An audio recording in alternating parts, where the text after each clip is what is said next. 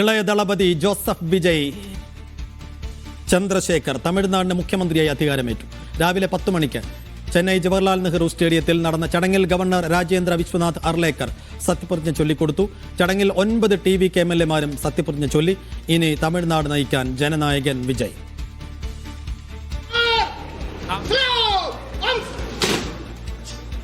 C Joseph Vijay എന്നും ഞാൻ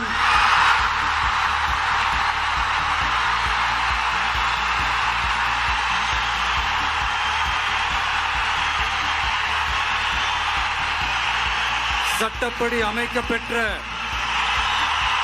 இந்திய அரசியல் அமைப்பின்பால் உண்மையான நம்பிக்கையும் மாறா பற்றும் கொண்டிருப்பேன் என்றும்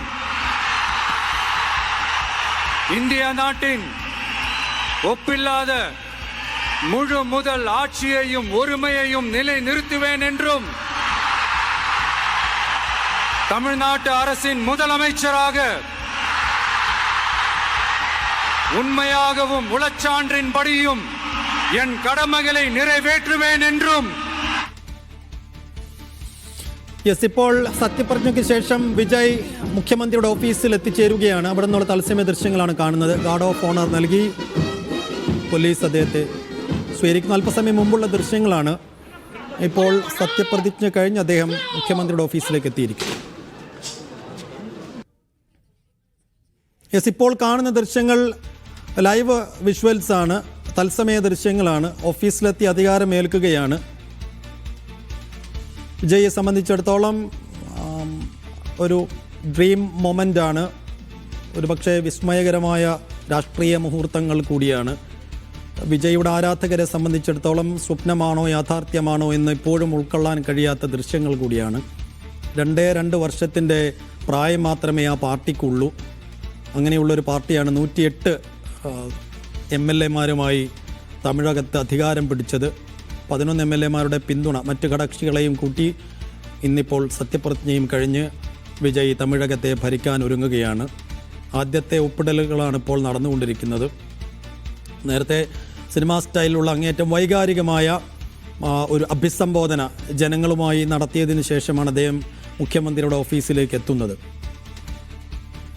രേണുക രാജേന്ദ്രൻ വിശദാംശങ്ങളുമായി. രേണു, ഇപ്പോൾ നടന്നു കാണുന്ന ഈ ദൃശ്യങ്ങളെല്ലാം സ്വപ്നമാണോ യാഥാർത്ഥ്യമാണോ എന്നൊരു നിമിഷം വിജയുടെ ആരാധകർ മാത്രമല്ല വിജയ് തന്നെ വിചാരിക്കുന്നുണ്ടാകണം. ആ രീതിയിൽ വിസ്മയകരമായ രാഷ്ട്രീയ മുഹൂർത്തങ്ങൾക്ക് തമിഴകം വേദിയാകുന്നു. ആ സത്യപ്രതിജ്ഞയും അതിനുശേഷം അദ്ദേഹത്തിൻ്റെ അഭിസംബോധനയും പ്രസംഗങ്ങളുമെല്ലാം എങ്ങനെയായിരുന്നു? അത് തന്നെയാണ് സൈഫ്. ഏതായാലും റീലാണോ റിയൽ ആണോ എന്നൊരു ചോദ്യം തന്നെയാണ് ആദ്യം ചോദിക്കേണ്ടത്. വിജയ് ഇപ്പോൾ CM-ന്റെ കസേരയിൽ ഇരിക്കുകയാണ്. തമിഴ്നാട്ടിലെ മുഖ്യമന്ത്രിയുടെ ദ്രാവിഡ മണ്ണ് ഇത്രയും നാളും ഭരിച്ചുകൊണ്ടിരുന്ന ആ കസേര ഇന്ന് വിജയ്ക്ക് കിട്ടിയിരിക്കുകയാണ്. എന്തായാലും ഓഫീസിലെത്തി അധികാരമേറ്റിരിക്കുന്നു. നിരവധി ഫയലുകളിൽ അദ്ദേഹം ഇനി ഒപ്പ് ചെയ്യേണ്ടതുണ്ട്. പ്രധാനമായി 3 പ്രസ്താവനകൾ അദ്ദേഹം ഇറക്കിയിട്ടുണ്ടായിരുന്നു. സത്യപ്രതിജ്ഞ ചടങ്ങിൽ തന്നെ 3 പ്രസ്താവനകൾ ഇറക്കി. ആ പ്രസ്താവനയിലടക്കം ഒപ്പുവച്ചു എന്നതാണ് ഇപ്പോൾ അറിയാൻ കഴിയുന്നത്. 9 പ്രസ്താവനകളിൽ 3 പ്രസ്താവന വളരെ പ്രധാനപ്പെട്ടതാണ്. ആദ്യം തന്നെ സ്ത്രീകൾക്ക് കൊടുക്കുന്ന ഒരു പ്രാധാന്യം, തമിഴ്നാടിന്റെ മണ്ണിൽ സ്ത്രീകൾക്ക് കൊടുക്കുന്ന ഒരു പ്രാധാന്യം എടുത്തു പറയണം. അതോടൊപ്പം തന്നെ അതിനൊരു സ്ക്വാഡ് രൂപീകരണം അദ്ദേഹം കൊണ്ടുവരികയാണ്. തൊട്ടു പിന്നാലെ തന്നെ ഈ മദ്യരഹിത തമിഴ്നാട് എന്നൊരു വാക്കാണ് അദ്ദേഹം പറഞ്ഞിരിക്കുന്നത്. തമിഴ്നാട്ടിൽ മദ്യത്തിന്റെ അളവ് അല്ലെങ്കിൽ ലഹരി മരുന്ന് ഇന്നു മുതൽ ലഹരി ഉപയോഗം അല്ലെങ്കിൽ ലഹരി ഗുളികകൾ അല്ലെങ്കിൽ ലഹരി ഇനി തമിഴ്നാട്ടിൽ ഉണ്ടാകില്ല. അത് ഇന്നു മുതൽ എൻ്റെ വാക്കാണ് എന്നതാണ് വിജയ് പറഞ്ഞിരിക്കുന്നത്. അതിനോട് തൊട്ടു പിന്നാലെ തന്നെ എന്തായാലും ഇപ്പോൾ വൈദ്യുതി തമിഴ്നാട്ടിൽ ഫ്രീ ആയ രീതിയിലുള്ള ഒരു വൈദ്യുതി അല്ലെങ്കിൽ വൈദ്യുതി നിരക്ക് അല്ലെങ്കിൽ കുറവുണ്ടാകും അല്ലെങ്കിൽ ജനങ്ങൾക്ക് വൈദ്യുതി എത്തിച്ചു നൽകുന്നു. അതോടൊപ്പം തന്നെ സ്ത്രീകൾക്ക് ബസ്സിൽ സൗജന്യ യാത്ര വർഷങ്ങളായി തമിഴ്നാട്ടിൽ ചെയ്തു വരുന്ന ഒരു കാഴ്ചയാണെങ്കിൽ വർഷങ്ങളായി തമിഴ്നാട് ചെയ്തു വരുന്നതാണ്. സ്ത്രീകൾക്ക് ഫ്രീ ആയി ബസ്സിൽ സൗജന്യ യാത്ര എന്നത് കേരളത്തിലും അത് നടപ്പിലാകാൻ പോകുന്നു. അതുപോലെ തന്നെ ഇപ്പോൾ തമിഴ്നാട്ടിൽ വിജയും ആ ഒരു ഇത് കൊണ്ടുവന്നിട്ടുണ്ട്. അതോടൊപ്പം തന്നെ 60 വയസ്സിന് മുകളിൽ പ്രായമുള്ള സ്ത്രീകൾക്ക് 2500 രൂപ വച്ചാണ് പ്രതിമാസം നൽകാൻ പോകുന്നത്. അതോടൊപ്പം തന്നെ പെൺകുട്ടികൾക്ക് വിദ്യാഭ്യാസം, ലാപ്ടോപ്പ്, സ്കൂൾ വിദ്യാഭ്യാസം സാധാരണ താഴെത്തട്ടിലുള്ള ജനങ്ങളിലേക്ക് എത്തിച്ചെന്നുള്ള പ്രസ്താവന, അങ്ങനെ 9 പ്രസ്താവനകൾ അദ്ദേഹം കൊണ്ടുവന്നിട്ടുണ്ട്. പ്രധാനമായും 3 പ്രസ്താവനകളാണ് അദ്ദേഹം ആദ്യം മുതൽ തന്നെ അവിടെ കൊണ്ടുവന്നത്, ചടങ്ങിൽ വെച്ച് തന്നെ കൊണ്ടുവന്നത്. അത് സ്ത്രീ സുരക്ഷയാണ്, അല്ലെങ്കിൽ സ്ത്രീകൾക്ക് തമിഴ്നാട്ടിൽ മുഖ്യമന്ത്രി വിജയ് നൽകുന്ന ഒരു പ്രാധാന്യം എന്ന് വേണം പറയാൻ. എന്തായാലും അധികാരത്തിലേറിയിരിക്കുന്നു ആ CM കസേരയിൽ ഇരുന്നു കൊണ്ട് അദ്ദേഹം പല ഫയലുകളിലും ഒപ്പിടുകയാണ്. 5 വർഷം നീണ്ട 5 വർഷം അദ്ദേഹമാണ് ഭരിക്കാൻ പോകുന്നത്. ആ ഫയലുകളിൽ ഒന്നടക്കം അദ്ദേഹം ഒപ്പുവെച്ചുകൊണ്ട് ഇപ്പോൾ ഇരിക്കുകയാണ്. എന്തായാലും ഒരു പിന്തുണയെ തുടർന്ന്, ഈ സീറ്റ് തികയാത്തതിനെ തുടർന്ന് ഒരു വലിയ പിന്തുണയെ തുടർന്ന് അദ്ദേഹം ഇപ്പോൾ അധികാരത്തിൽ ഏറിയിരിക്കുകയാണ്.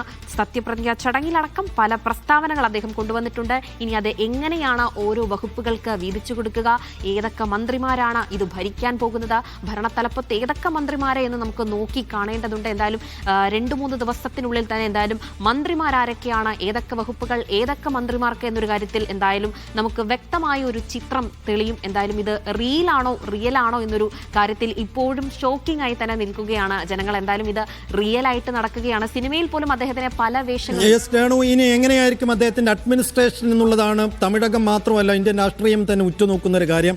അങ്ങനെ ഭരിച്ചോ, ഒരുപക്ഷെ അഡ്മിനിസ്ട്രേഷനിലോ ഒന്നും അങ്ങനെ വലിയ ഒരു അനുഭവ സമ്പത്തുള്ള ഒരാളല്ല. ഇനിയിപ്പോൾ അദ്ദേഹത്തിന്റെ സ്ക്വാഡ് എടുത്ത് നോക്കിയാലും ഈ സെങ്കോട്ടയ്യൻ മാത്രമേ ഇപ്പോൾ രാഷ്ട്രീയ രംഗത്തൊക്കെ പ്രവർത്തിച്ച് പരിചയമുള്ള ഒരാളുള്ളൂ.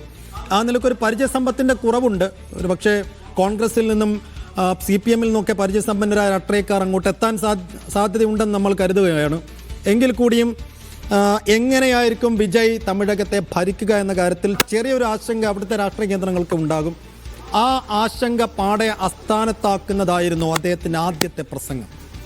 തീർച്ചയായും അതങ്ങനെ തന്നെയാണ് സെയ്ഫ്. എന്തായാലും രാഷ്ട്രീയം, സിനിമ മാത്രം ഇത്രയും നാളും പരിചയമുള്ള ഒരു വ്യക്തി രാഷ്ട്രീയത്തിലേക്ക് ഇറങ്ങുകയാണ്. 2024 ഫെബ്രുവരി 2 ഔദ്യോഗികമായി സിനിമാ ലൈഫിലേക്കില്ല, സിനിമാ ജീവിതത്തിലേക്ക് താൻ തിരികെയില്ല, ഇനി രാഷ്ട്രീയത്തിലേക്ക് എന്ന് പറഞ്ഞിറങ്ങുന്ന ഒരു മനുഷ്യൻ 2 വർഷം അല്ലെങ്കിൽ 2 വയസ്സ് മാത്രം പ്രായമുള്ള രാഷ്ട്രീയം അല്ലെങ്കിൽ അദ്ദേഹത്തിന്റെ പാർട്ടി ഇന്ന് അധികാരത്തിലേർക്കുമ്പോൾ എല്ലാവർക്കും ഒരു ആശങ്കയുള്ള കാര്യമാണ്. ഈ മന്ത്രിമാരടക്കം ഈ TVK-ലെ ഫാൻസ് അസോസിയേഷനിലെ പ്രസിഡന്റും വൈസ് പ്രസിഡന്റുമാണ്. അവർക്കും രാഷ്ട്രീയം പരിചയമില്ല. അപ്പൊ എങ്ങനെയാണ് ഈ മന്ത്രിസഭാ രൂപീകരണം? ജനങ്ങൾക്കും അതിൽ ആകാംക്ഷയുണ്ട്. പക്ഷേ വിജയുടെ മേൽ വച്ചിരിക്കുന്ന ഒരു വിശ്വാസം ആ തമിഴ്നാട്ടിന്റെ മണ്ണിൽ അത് ഉറച്ചു നിൽക്കുന്നുണ്ട് എന്ന് വേണം മനസ്സിലാക്കാൻ. അതിനൊരു ഉത്തമ ഉദാഹരണമാണ് താരപ്രഭ എന്ന രീതിയിൽ നോക്കുകയാണെങ്കിൽ കമലഹാസനും രജനികാന്തും എന്നേ മുഖ്യമന്ത്രി ആയിരുന്നതിന് ഒരു ചോദ്യം കൂടെ നമ്മൾ ചോദിക്കേണ്ടതുണ്ട്. എന്തായാലും വിശ്വാസം, വിജയുടെ മേലുള്ള വിശ്വാസം അത് വോട്ടുകളിലേക്ക് ബൂത്തുകളിലേക്ക് അത് വോട്ടായെത്തി ഇന്ന് വിജയ് അവിടെ CM ആയിരിക്കുകയാണ്. എന്തായാലും ആ ഒരു കൺഫ്യൂഷൻ അല്ലെങ്കിൽ വിജയ് എങ്ങനെയാണ് 5 വർഷം ഭരിക്കാൻ പോകുന്നത് എന്ന് ചോദിക്കുമ്പോൾ സെങ്കോട്ടയൻ അതോടൊപ്പം തന്നെ വെങ്കട്രാമൻ ഇവർക്കാണ് കുറച്ചും കൂടെ പരിചയമുള്ളത് എന്ന് വേണം പറയാൻ. അതോടൊപ്പം തന്നെ 29-കാരിയായ സെൽവി C കീർത്തനയുമുണ്ട്. ഇവർക്കും രാഷ്ട്രീയത്തിലേക്ക് വന്നു പരിചയമുള്ളൂ. ഇനി കോൺഗ്രസിൽ നിന്നുള്ള 2 പേരാണ് MLA സ്ഥാനം അവിടെ ആവശ്യപ്പെട്ടിരിക്കുന്നത്. അത് K രാഗേഷും വിശ്വനാഥനുമാണ്. ഇവർക്കും നല്ല പരിചയസമ്പന്നരാണ് ഈ 2 പേരും. ഇവരുടെ ഒരു സഹായം എന്തായാലും അവിടെ ഉണ്ടാകും. മറ്റ് പാർട്ടികളോടും അദ്ദേഹം ഒരുപക്ഷെ സഹായം ചോദിച്ചേക്കാം എന്നതാണ് നിലവിൽ അറിയാൻ കഴിയുന്നത്. എന്തായാലും ഗംഭീരമായ രീതിയിൽ തന്നെ മന്ത്രിസഭ രൂപീകരിക്കും. അതായത് 2009 തുടങ്ങിയ ഒരു മാസ്റ്റർ പ്ലാൻ ആണ് ഈ 2026 ഇന്ന് 10/21 അത് നമ്മൾ കണ്ടത്. അപ്പോൾ ഈ ഒരു മന്ത്രിസഭാ രൂപീകരണത്തിലും വ്യക്തമായ ഒരു പ്ലാൻ അദ്ദേഹത്തിന് ഉണ്ടാകുമെന്ന് തന്നെയാണ് തമിഴ് ജനത എന്തായാലും മനസ്സിലാക്കിയിരിക്കുന്നത് എന്ന് വേണം മനസ്സിലാക്കാൻ. 2009 തുടങ്ങിയ ഒരു പ്രസ്ഥാനം അല്ലെങ്കിൽ അദ്ദേഹം ആഗ്രഹിച്ച ഒരു പ്രസ്ഥാനം 26 അത് നടപ്പാക്കിയെങ്കിൽ 5 വർഷത്തെ മന്ത്രിസഭ എനിക്ക് നിസ്സാരം എന്നതാണ് അദ്ദേഹം മനസ്സിൽ കണ്ടിരിക്കുന്നത്. എന്തായാലും ശക്തമായി തന്നെ മുന്നോട്ട് പോകും എന്ന് തന്നെയാണ് മനസ്സിലാക്കാൻ കഴിയുന്നത്. ഇനി തമിഴ്നാടിന്റെ CM കസേരയിൽ 5 വർഷവും അദ്ദേഹം ഉണ്ടാകുമെന്ന് തന്നെയാണ് ഉറച്ചു വിശ്വസിക്കുന്നത്. എന്തായാലും ഗംഭീരമായ ഒരു വരവേൽപ്പ് തന്നെയാണ് CM ഓഫീസിലേക്ക് അദ്ദേഹത്തിനെ അവിടുത്തെ ഉദ്യോഗസ്ഥർ വരവേൽപ്പിച്ചിരിക്കുന്നത്. പൂച്ചെണ്ടുകളും അതോടൊപ്പം തന്നെ മിഠായികളും പുസ്തകങ്ങളടക്കം റീഡിംഗ് ബുക്സുകളടക്കം അദ്ദേഹത്തിന് നൽകിക്കൊണ്ടാണ് ഒരു ഗംഭീരമായ ഒരു സ്വീകരണം തന്നെയാണ് സെയ്ഫ് എന്തായാലും ഇപ്പോൾ വിജയ്ക്ക് തമിഴ്നാട് CM ഓഫീസിൽ ലഭിച്ചിരിക്കുന്നത്.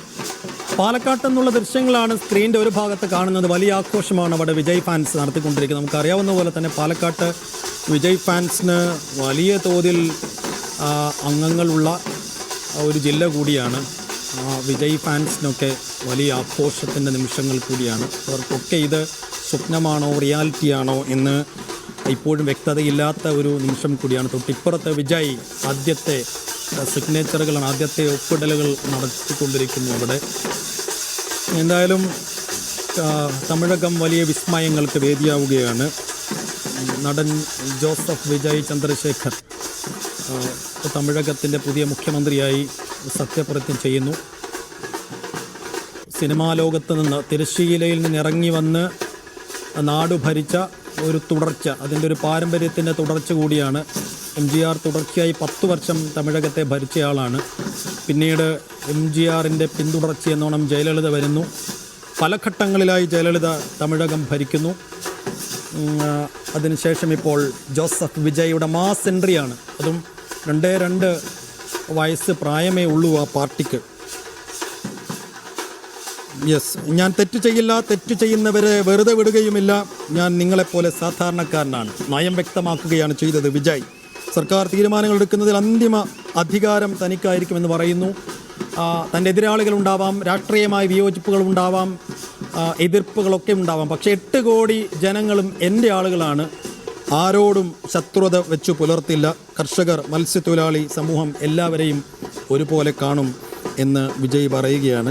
ഒപ്പം ചില രാഷ്ട്രീയ വിമർശനങ്ങൾ കൂടി അദ്ദേഹം നടത്തുകയാണ്. DMK ഇറങ്ങിപ്പോകുമ്പോൾ സംസ്ഥാനത്തിന് വലിയ കടബാധ്യത വെച്ചാണ് അവർ കടന്നുപോയത്, അതെങ്ങനെ പരിഹരിക്കാൻ കഴിയുമെന്ന ആശങ്ക കൂടി തുടക്കത്തിൽ അദ്ദേഹം പ്രകടിപ്പിക്കുന്നുണ്ട്. രേണുക രാജേന്ദ്രനാണ് ന്യൂസ് ഡെസ്കിൽ നിന്ന് വിശദാംശങ്ങൾ നൽകിയത്.